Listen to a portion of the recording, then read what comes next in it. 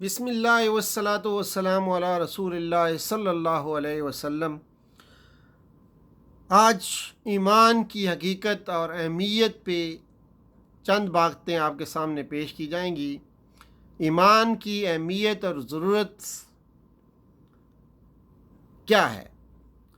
ایمان کا وجود اگر ہے تو ابدی سعادت کا ضامن ہوگا اور جنت کا مستحق بنے گا انسان، اور ایمان اگر موجود نہیں ہے تو دائمی بدبختی ہوگی اور جہنم کا ایندھن بنے گا انسان۔ ایمان کے بغیر انسان نہ اپنے مقصد وجود سے آگاہ ہے، نہ اپنے خالق و مالک سے آشنا ہے۔ دین و ایمان کے بغیر انسان ایک عریض جانور اور خون خوار درندہ ثابت ہوا ہے۔ ایمان کے بغیر، دین و ایمان کے بغیر معاشرہ ہلاکت اور بربادی اور بدبختی سے دوچار ہو جاتا ہے۔ ایمان کے ذریعے انسان کو حقائق کا یقینی علم نصیب ہوتا ہے۔ ایمان انسان کو سمع اور اطاعت کا سبق سکھاتا ہے۔ ایمان تکبر اور غرور کو خشوع اور خضوع میں تبدیل کر دیتا ہے۔ ایمان انسان کے اندر حرارت عمل اور قوت عمل پیدا کرتا ہے اور اسے عقیدہ اور ایمان کے تقاضوں کی تکمیل کے لیے سرگرم بنا دیتا ہے۔ ایمان محض دعوے کا نام نہیں ہے، چنانچہ فرمایا وَمِنَ النَّاسِ مَن يَقُولُ آمَنَّا بِاللَّهِ وَبِالْيَوْمِ الْآخِرِ وَمَا هُمْ بِمُؤْمِنِينَ۔ سورہ بقرہ کی 8 نمبر آیت ہے کہ بعض لوگ ایسے بھی ہیں جو کہتے ہیں کہ ہم اللہ اور آخرت کے دن پر ایمان لائے، حالانکہ در حقیقت وہ مومن نہیں ہیں۔ اور پھر بعض حقیقتوں کی معرفت حاصل کر لینے کو بھی ایمان کا نام نہیں دیا جا سکتا۔ جیسے بہت سے لوگ دلائل اور براہین کی روح سے ایمان کے قابل ہو چکے ہوتے ہیں، مگر تکبر، حسد، محبت دنیا ان کے راستے میں حائل ہو جاتی ہے اور وہ دولت ایمان سے محروم رہتے ہیں۔ سورہ نمل کی آیت نمبر 14 میں فرمایا کہ انہوں نے سراسر ظلم اور غرور کی راہ سے ان آیات کا انکار کیا، حالانکہ ان کے دل کاہل ہو چکے تھے۔ ایمان کی حقیقت یہ ہے کہ ایمان زبان سے اقرار کرنا ہے، جبکہ دل میں اس کا اقرار باللسان کا یقین کامل ہو۔ بدنی اعمال اور دل کی کیفیات جو دل کا عمل ہیں، ایمان کا لازمی حصہ ہیں۔ گویا ایمان قول و عمل کا نام ہے، اور بسا اوقات اسے قول و عمل اور نیت کے نام سے بھی ذکر کرتے ہیں۔ قول، عمل اور نیت، 3 چیزوں کا نام ایمان ہے۔ ایمان کے لازمی 4 اوصاف ہیں، 4 اس کے لازمی اوصاف ہیں۔ پہلا وصف یہ ہے کہ دل کا اعتقاد، اس سے مراد تصدیق اور اقرار دونوں ہیں، اور دوسرا دل کا عمل، اس سے مراد نیت اور اخلاص، جس کے نتیجے میں بلا ارادہ فرما برداری آتی ہے، اور دل کے اعمال یا کیفیات اسی کا مظہر ہیں، جیسے اللہ اور اس کے رسول سے محبت رکھنا، اللہ کا ڈر، توکل، امید وغیرہ اس سے آتی ہے۔ تیسری بات اقرار اور باللسان ہے، اس سے مراد زبان سے وہ الفاظ ادا کرنا جو ایماندار ہونے کا اعلان ہو۔ اور چوتھی بات بدنی اعمال ہیں، ان اعمال میں وہ تمام افعال بھی شامل ہیں جن سے اجتناب کیا جائے، خواہ یہ اعمال قولی ہوں یا بدنی ہوں۔ ان سے بالفعل کیے جائیں، ان سے اجتناب کیا گیا۔ ایمان میں بدنی اعمال بھی شامل ہیں، اس کے دلائل قرآن و سنت میں بکثرت موجود ہیں۔ قرآن مجید میں اس سلسلے میں بے شمار آیات پائی جاتی ہیں۔ ارشاد ربانی ہے، فرمایا سورہ انفال کی آیت نمبر 2 میں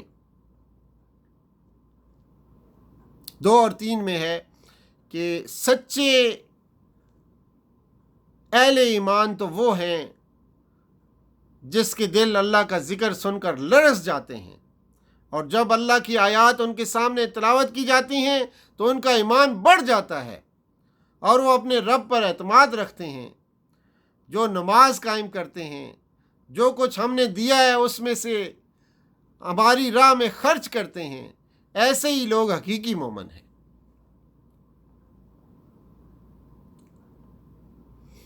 اور پھر فرمایا سورہ حجرات کی آیت نمبر 15 میں کہ حقیقت میں تو مومن وہ ہیں جو اللہ اور اس کے رسول پر ایمان لائے، پھر انہوں نے کوئی شک نہ کیا اور اپنی جانوں اور مالوں سے اللہ کی راہ میں جہاد کیا، وہی سچے لوگ ہیں۔ اس موضوع پر بکثرت آیات قرآن میں جگہ جگہ موجود ہیں۔ حدیث کی کتب امام بخاری اور امام مسلم نے ایمان کے تحت کئی اعمال کو ایمان میں شمار کیا ہے۔ صحیح مسلم میں ایمان کے تحت امام مسلم سے یہ حدیث لاتے ہیں کہ نبی صلی اللہ علیہ وسلم نے عبد بن قیس کے ایک وفد سے ارشاد فرمایا کہ وہ اکیلے اللہ پر ایمان لائیں، اور پھر آپ نے پوچھا کیا تمہیں معلوم ہے کہ اکیلے اللہ پر ایمان لانے کا کیا مطلب ہے؟ وفد نے کہا اللہ اور اس کا رسول بہتر جانتے ہیں۔ آپ نے فرمایا اس بات کی شہادت دینا کہ لا الہ الا اللہ، نماز قائم کرنا، زکوٰۃ دینا، رمضان کے روزے رکھنا، غنیمت کا 5واں حصہ ادا کرنا، اور اوامر مبارکہ کے بعد آپ نے انہیں 4 چیزیں ترک کرنے کا بھی حکم دیا۔ یہ 4 چیزیں ایک نشہ آور سیال بنانے کے طریقے تھے جن سے آپ نے منع فرمایا، اور وفد کو نصیحت کی کہ وہ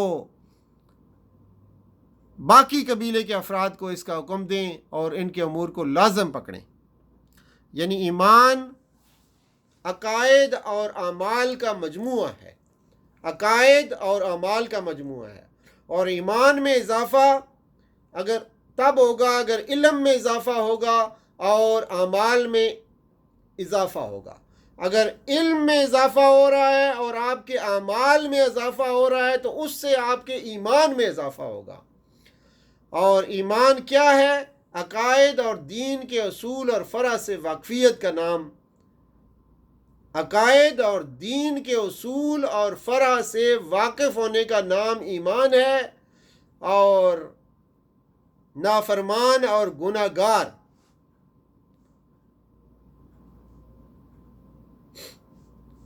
شیطان کے ایمان کے اندر 2 چیزیں تھیں، ایک تو اس کو علم تھا اور یقین، بڑا اچھا، بہت اچھا یقین تھا، اس کو اچھی طرح وہ اللہ پہ یقین رکھتا تھا، اس کو علم بھی تھا ساری چیزوں کا، لیکن دوسری چیز اس میں جو موجود نہیں تھی وہ نافرمانی تھی، کہ وہ نافرمان تھا، تو اس وجہ سے شیطان کا ایمان قابل قبول نہیں ہوا۔ اسی طرح ہمارا ایمان عقائد اور دین کے اہم اصول و فرع سے واقف ہونا، اور پھر اگر نافرمان ہیں، گناہگار ہیں، تو پھر ایمان کے آگے سوالیہ نشان آ جائے گا۔ جس طرح شیطان کا ایمان تھا اسی طرح ہمارا ایمان بھی بن جائے گا اگر ہم نافرمان ہیں اور گناہگار ہیں علوم حاصل کرنے کے بعد بھی۔ تو ایمان سب سے پہلا تو اللہ پر ایمان ہے، ایمان باللہ، پھر ایمان بالرسالت ہے، اور پھر ایمان بالآخرہ ہے۔ ایمان باللہ میں وجود باری تعالیٰ خالق اور مدبر، قرآن اور تاریخ سے اس کی شہادتیں، اور پھر واحد، یعنی اگر زمین و آسمان میں سے ایک اللہ کے سوا دوسرے خدا بھی ہوتے تو دونوں کا نظام بگڑ جاتا۔ سورہ انبیاء کی آیت نمبر 22 میں آتا ہے کہ الہ واحد پہ ایمان رکھنا ہے، پھر صفات الہی پہ ایمان رکھنا ہے. اللہ تعالیٰ علیم و خبیر ہے. ان اللہ علیم خبیر، یقیناً اللہ سب کچھ جاننے والا ہے. انہ علیم بذات الصدور، وہ ان بیدوں سے بھی واقف ہے جو سینوں میں ہیں، اس سے کوئی چیز مخفی نہیں ہے. زمین و آسمان کی کوئی چیز اللہ سے پوشیدہ نہیں ہے. سورہ آل عمران کی آیت نمبر 5 میں آتا ہے. اور پھر وہ زبردست قدرت اور بے پناہ طاقت کا مالک ہے. سورہ حج کی آیت نمبر 40 میں آتا ہے ان اللہ لقوی عزیز، اللہ بڑا طاقتور اور زبردست ہے، کوئی اسے عاجز نہیں کر سکتا. سورہ توبہ کی آیت نمبر 2 میں آتا ہے اور جان رکھو کہ تم اللہ کو عاجز کرنے والے نہیں ہو.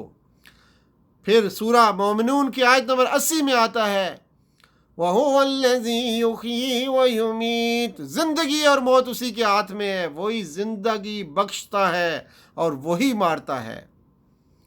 عزت اور ذلت اسی کے ہاتھ میں ہے. وَتُعِزُّ مَن تَشَاءُ وَتُذِلُّ مَن تَشَاءُ، جسے چاہے عزت دے اور جسے چاہے ذلیل کر دے. حکمت و دانائی کا مبدا اور منتہا ہے، یعنی کہ انہ هو العلیم الحکیم. سورہ یوسف کی آیت نمبر 83 میں یہ بات آئی ہے. وہ سب کچھ جانتا ہے اور اس کے سب کام حکمت پر مبنی ہیں.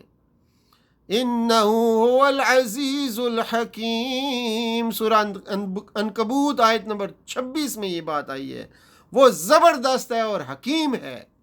وَهُوَ الْحَكِيمُ الْخَبِيرُ، اور وہ دانا اور خبیر ہے. المائدہ کی آیت نمبر 18 ہے. اسی طرح رحمت و رافت کا منبع ہے. الرحمن الرحیم، سورہ فاتحہ کی آیت نمبر 2، نہایت مہربان اور رحم فرمانے والا ہے. سورہ اعراف کی آیت نمبر 156 میں آتا ہے وَرَحْمَتِي وَسِعَتْ كُلَّ شَيْءٍ، مگر میری رحمت ہر چیز پر چھائی ہوئی ہے. جزا اور سزا اور اس کے انعامات بے حد و حساب ہیں. سورہ مومن کی آیت نمبر 22 میں آتا ہے اِنَّهُ قَوِيٌّ شَدِيدُ الْعِقَابِ، یقیناً وہ بڑی قوت والا اور سزا دینے میں بہت سخت ہے. یرزقون فیہا بغیر حساب، سورہ مومن کی آیت نمبر 40 میں آتا ہے ان کو بے حساب رزق جنت میں دیا جائے گا. اس کا قہر و غضب اور اس کا انتقام بھی اپنی مثال آپ ہے. سورہ مائدہ کی آیت نمبر 95 میں فرمایا واللہ عزیز ذو انتقام، اللہ سب پر غالب ہے اور بدلہ لینے کی طاقت رکھتا ہے. سورہ رعد کی آیت نمبر 16 میں آتا ہے وَهُوَ الْوَاحِدُ الْقَهَّارُ، وہ یکتا ہے، سب پر غالب ہے. تو دوسرا ہے ایمان بالرسالت، نبی صلی اللہ علیہ وآلہ وسلم سے محبت. چنانچہ فرمایا سورہ انعام کی آیت نمبر 33 میں النبی اولا بالمؤمنین من انفسہم، بلا شبہ نبی کو اہل ایمان کے لیے ان کی اپنی ذات پر مقدم ہے. نبی تو اہل ایمان کے لیے ان کی اپنی ذات پر مقدم ہیں. نبی صلی اللہ علیہ وسلم کی اتباع کے بارے میں فرمایا وَمَا أَرْسَلْنَا مِن رَسُولٍ إِلَّا يُطَاعَ بِإِذْنِ اللَّهِ. سورہ نساء کی آیت نمبر 64 میں آتا ہے کہ ہم نے جو رسول بھی بھیجا ہے اس لیے بھیجا ہے کہ اذن خداوندی کی بنا پر اس کی اطاعت کی جائے. فرمایا وَمَن يُطِعِ الرَّسُولَ فَقَدْ أَطَاعَ اللَّهَ، جس نے رسول کی اطاعت کی صلی اللہ علیہ وسلم اس نے دراصل اللہ کی اطاعت کی. سورہ نساء کی آیت نمبر 80 ہے. اور پھر اسی طرح سورہ آل عمران کی آیت نمبر 31 میں آتا ہے قل ان کنتم تحبون اللہ فاتبعونی یحببکم اللہ ویغفر لکم ذنوبکم۔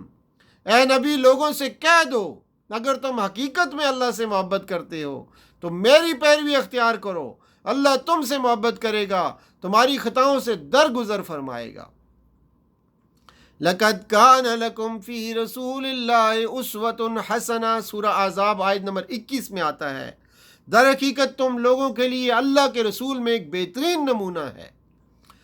نبیوں پر ایمان کی اہمیت اس وجہ سے بھی ہے کہ اللہ تعالیٰ کی صحیح معرفت حاصل کرنے کا وہی ذریعہ ہیں، انہی سے یہ معلوم ہو سکتا ہے کہ اللہ تعالیٰ اپنے بندوں کو کس حال میں دیکھنا چاہتا ہے۔ تیسرا ایمان ہے ایمان بالآخرہ، یعنی مرنے کے بعد زندہ ہونا ہے۔ اس حقیقت کا شعور کہ مرنے کے بعد رب العزت کی بارگاہ میں انسان کو اپنے اعمال کا حساب دینا ہے، ہر اچھے عمل کی جزا ملے گی اور ہر برائی کا خمیازہ بھگتنا پڑے گا، جنت اور دوزخ کا فیصلہ ہوگا۔ اس چیز پر ایمان رکھنا ایمان بالآخرہ کہلاتا ہے۔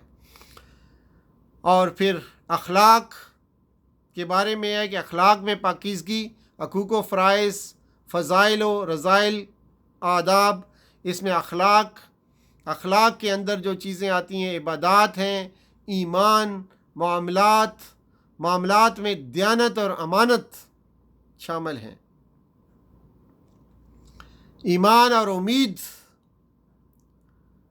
یاس اور کفر لازم و ملزوم ہیں، یعنی فرمایا کہ اللہ کی رحمت سے تو بس کافر ہی مایوس ہوا کرتے ہیں۔ سورہ یوسف کی 87 نمبر آیات میں اللہ کی رحمت سے تو بس کافر ہی مایوس ہوا کرتے ہیں۔ انہو لا یایؤس من روح اللہ الا الکافرون۔ ایمان امید کو جنم دیتا ہے۔ ایمان نام ہے اس ہستی کو تسلیم کرنے کا جو ہر مجبور اور مضطر کی پکار سنتی ہے اور ہر مصیبت کو دور کرتی ہے۔ سورہ نمل کی آیت نمبر 62 میں آتا ہے، کون ہے جو بے قرار کی دعا سنتا ہو جب کہ وہ اسے پکارے، اور کون اس کی تکلیف رفع کرتا ہے۔ وہ ہستی ہر پکارنے والے کو پکار کر جواب دیتی ہے۔ اجیب دعوت الداعی اذا دعان سورہ بقرہ کی آیت نمبر 186۔ پکارنے والا جب مجھے پکارتا ہے میں اس کی پکار سنتا ہوں اور جواب دیتا ہوں۔ ایسی ہستی کو ماننے والا نا امید کیسے ہو سکتا ہے جو بندوں پر اس سے کہیں زیادہ مہربان جتنی ماں بچے پر مہربان ہوتی ہے، جو دن کو جرم کرنے والوں کو معاف کرنے کے لیے رات کو پکارے کہ آئیں اور اس کی بارگاہ میں عفو درگزر طلب کریں، معافی طلب کریں۔ وہ الہ جو توبہ اور انابت کو دیکھ کر اس سے زیادہ خوش ہوتا ہے جتنا صحرائے لک و دک میں اپنے سر و سامان اور سواری کو گم کرنے والا قریب المرگ مسافر اچانک سامنے پا کر خوش ہوتا ہے۔ وہ الہ جو ایک نیکی کا بدلہ 700 نیکیوں کے برابر بلکہ اس سے بھی زیادہ دیتا ہو، اور بدی کا بدلہ صرف ایک بدی کے برابر بلکہ معاف ہی کر دیتا ہو، اس الہ پر ایمان کیا امید کو جنم نہ دے گا؟ مومن اور مادہ پرست کی امیدوں کا فرق نوٹ فرمائیے کہ مومن جب اللہ کی راہ میں لڑتا ہے تو فتح کی مضبوط امید کے ساتھ لڑتا ہے، اور ہمارا لشکری غالب ہو کر رہے گا، صافات 173 میں آتا ہے، اور سورہ شعراء کی آیت نمبر 80 میں آتا ہے، وہ بیمار ہو تو صحت کی پختہ امید کے ساتھ مرض کا مقابلہ کرتا ہے، یعنی اور جب میں بیمار ہوتا ہوں تو وہی مجھے شفا دیتا ہے۔ وَإِذَا مَرِضْتُ فَهُوَ يَشْفِينِ سورہ شعراء آیت نمبر 80۔ کوئی گناہ سرزد ہوتا ہے تو امید مغفرت کا دامن اس کے ہاتھ سے نہیں چھوٹتا۔ ان اللہ یغفر الذنوب جمیعا۔ سورہ زمر کی آیت نمبر 53 میں ہے کہ یقیناً اللہ سارے گناہ معاف کر دیتا ہے۔ تنگی اور مشکلات کا زمانہ آ جائے تو کشائش اور فراغی کی امید رکھتا ہے۔ ان مع العسر یسرا، سورہ انشراح کی آیت نمبر 6 ہے کہ بے شک تنگی کے ساتھ فراغی بھی ہے۔ وہ کبھی حادثے کا شکار ہو تو اللہ تعالیٰ سے اجر کی امید رکھتا ہے۔ انا للہ و انا الیہ راجعون، سورہ بقرہ کی آیت نمبر 156 میں یہ بات آئی ہے۔ ہم اللہ ہی کے لیے ہیں اور اسی کی طرف پلٹ جائیں گے، اسی کی طرف پلٹ کر جانا ہے۔ وہ دنیا میں کفر و باطل کا غلبہ دیکھتا ہے تو کبھی یاس و کنود کا شکار نہیں ہوتا، بلکہ حق کے غلبہ اور باطل کے زوال کی امید رکھتا ہے۔ ان الباطل کان زہوقا، بنی اسرائیل کی آیت نمبر 81 میں ہے کہ باطل تو مٹنے ہی والا ہے۔ ایمان اور اخلاق کے بارے میں چند چیزیں ہیں کہ جی سب سے پہلے قلب و ضمیر اخلاق کا بنیادی ستون ہے۔ اس کے بغیر اخلاص کی عظیم الشان عمارت قائم نہیں رہ سکتی۔ زندہ ضمیر اخلاق کی تعمیر نو کا باعث بھی ہوتا ہے اور اس کی حفاظت بھی کرتا ہے۔ ضمیر کی تعمیر و تخلیق میں ایمان بنیادی کردار ادا کرتا ہے۔ ایمان ہی ضمیر کو زندگی عطا کرتا ہے اور اس کی آواز کو زیادہ مؤثر بناتا ہے، جس کی وجہ سے بندہ مومن فضائل کو اختیار کرتا ہے اور رذائل سے رک جاتا ہے، اور پھر معروف کا حکم دیتا ہے اور منکر سے منع کرتا ہے ایمان انسان کو، اور حقوق و فرائض کی ادائیگی کو یقینی بناتا ہے ایمان، آداب زندگی کو بجا لاتا ہے ایمان۔ نفس انسانی کی بنیادی خصوصیت جو بیان کی گئی ہے سورہ الشمس کی آیت نمبر 7 اور 8 میں، وَنَفْسٍ وَمَا سَوَّاهَا فَأَلْهَمَهَا فُجُورَهَا وَتَقْوَاهَا، اور نفس انسانی اور اس کی ذات کی قسم جس نے اس کو ہموار کیا، پھر اس کی بدی اور اس کی پرہیزگاری اس پر علام کر دی۔ ایمان باللہ انسانی ضمیر کو سنوارتا ہے اور نکھارتا ہے۔ اللہ پر ایمان انسان کے اندر یہ اعتقاد راسخ کر دیتا ہے کہ وہ جہاں بھی ہو اللہ تعالیٰ اس کے ساتھ ہے، اس کی ظاہری اور پوشیدہ حرکات بلکہ اس کے دل کے رازوں سے بھی پوری طرح باخبر ہے۔ سورہ مجادلہ کی آیت نمبر 7 میں آتا ہے کہ جہاں کہیں بھی وہ ہوں اللہ ان کے ساتھ ہوتا ہے، پھر قیامت کے روز ان کو بتا دے گا کہ انہوں نے کیا کچھ کیا ہے۔ اللہ تعالیٰ ہر چیز کا علم رکھتا ہے۔ ایمان بالآخرہ انسانی ضمیر کو مزید سنوارتا ہے اور نکھارتا ہے۔ آخرت پر ایمان اس حقیقت کا شعور ہے کہ مرنے کے بعد رب العزت کی بارگاہ میں انسان کو اپنے اعمال کا حساب دینا ہے، ہر اچھے عمل کی جزا وصول کرنی ہے اور ہر برائی کا خمیازہ بھگتنا ہے۔ حیات انسانی کا یہ سارا ریکارڈ جسے اللہ کے فرشتوں نے پوری جزیات اور تفصیلات کے ساتھ مرتب کیا ہوگا اور جس کے مطابق اس کے مواخذہ اور محاسبہ کیا جائے گا۔ اگلی بات یہ ہے کہ ناقابل تردید دستاویز کی تیاری کہ فرمایا سورہ قاف کی آیت نمبر 18 میں ما یلفظ من قول الا لدیہ رقیب عتید، کوئی لفظ اس کی زبان سے نہیں نکلتا جسے محفوظ کرنے والے ایک حاضر باش نگران موجود نہ ہو۔ اسی طرح سورہ زخرف کی آیت نمبر 80 میں آتا ہے کہ کیا وہ یہ سمجھتے ہیں کہ ہم ان کی پوشیدہ باتیں اور سرگوشیاں نہیں سنتے؟ ہم سب کچھ سنتے ہیں اور ہمارے فرشتے ان کے پاس ہی ہر چیز لکھتے ہیں۔ اور ایسی دستاویز کا ذرا سا احساس قلب کی زندگی کا ضامن اور ضمیر کی بیداری کا باعث ہے۔ ایمان بالرسالت مومن کے سامنے ایک اسوہ حسنہ رکھ دیتا ہے۔ چنانچہ فرمایا سورہ احزاب کی آیت نمبر 21 میں لَقَدْ كَانَ لَكُمْ فِي رَسُولِ اللَّهِ أُسْوَةٌ حَسَنَةٌ، در حقیقت تم لوگوں کے لیے اللہ کے رسول میں ایک بہترین نمونہ ماڈل موجود تھا۔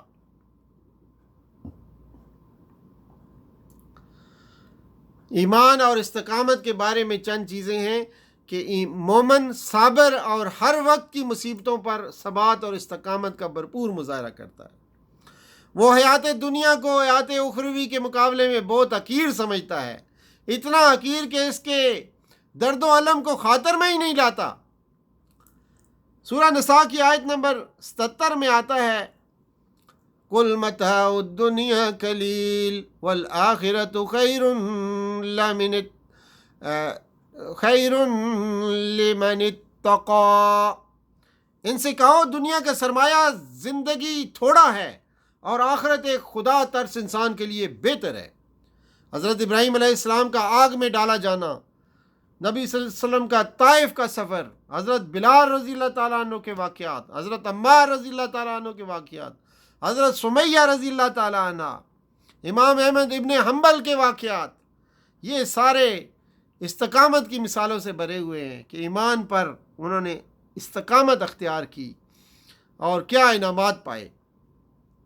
اور پھر ایثار و قربانی ایمان کی خصوصیت ہے۔ جب ایمان انسان کے اندر آتا ہے تو پھر اپنی ذات پر دوسروں کو ترجیح دیتا ہے۔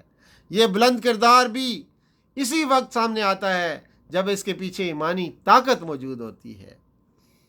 چنانچہ فرمایا سورہ حشر کی آیت نمبر 9 میں، اور وہ ان لوگوں کے لیے بھی جو ان مہاجرین کی آمد سے پہلے ہی ایمان لا کر دار الہجرت میں مقیم تھے، یہ ان لوگوں سے محبت کرتے ہیں جو ہجرت کر کے ان کے پاس آئے ہیں، اور جو کچھ بھی ان کو دے دیا جائے اس کی کوئی حاجت تک اپنے دلوں میں محسوس نہیں کرتے، اور اپنی ذات پر دوسروں کو ترجیح دیتے ہیں، خواہ اپنی جگہ خود محتاج ہوں۔ مومن کی زندگی حسرت ناک نہیں ہوتی۔ مومن ماضی کے واقعات کے بارے میں نہ پچھتاتا ہے اور نہ غم کرتا ہے، اور نہ مستقبل کے مرہون وساوس خدشات کی حوصلہ شکنی اور خوف کا باعث بن سکتے ہیں اس کے لیے۔ چنانچہ فرمایا سورہ حدید کی آیت نمبر 22 اور 23 میں ما اصاب من مصیبت فی الارض ولا فی السماء ولا فی انفسکم الا فی کتاب، کوئی مصیبت ایسی نہیں ہے جو زمین میں یا تمہارے اپنے نفس پر نازل ہوتی ہو اور ہم نے اس کو پیدا کرنے سے پہلے ایک کتاب میں لکھ نہ رکھا ہو۔ ایسا کرنا اللہ کے لیے بہت آسان کام ہے۔ یہ سب کچھ اس لیے ہے تاکہ جو کچھ بھی نقصان تمہیں ہو اس پر تم دل شکستہ نہ ہو، اور جو کچھ اللہ تمہیں عطا فرمائے اس پر پھول نہ جاؤ۔ مومن اللہ کی تقدیر پر راضی رہتا ہے۔ مومن ہر وقت انعامات الہی کے احساس کے جذبے سے سرشار رہتا ہے۔ اللہ تعالیٰ کی مشیت اور تقدیر خواہ اچھی ہو یا بری ہو پر راضی رہتا ہے۔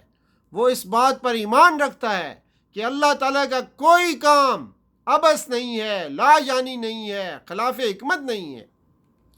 چنانچہ سورہ نساء کی آیت نمبر 19 میں آتا ہے تو ہو سکتا ہے کہ تم ایک چیز کو ناپسند کرو اور اللہ نے اسی میں تمہارے لیے خیر کثیر رکھی ہو۔